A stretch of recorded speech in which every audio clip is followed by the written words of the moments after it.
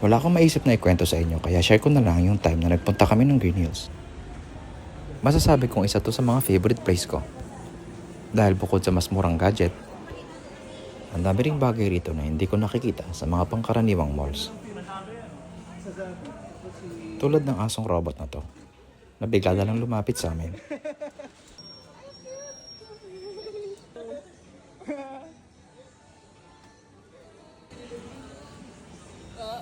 Napadbad kami dito sa lugar kung saan maraming laruan.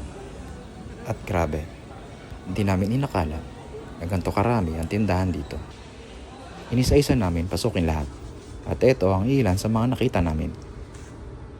May mga anime characters, figure ng isang influencer. Hindi ako familiar dito, pero astig.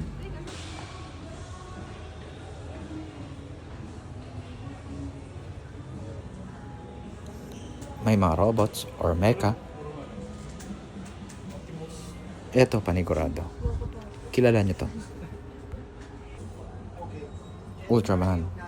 Mga scale model ng airplane. Video game characters.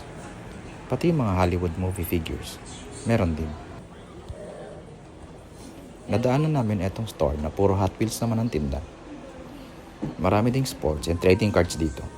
Mukhang may sasama pa uwi.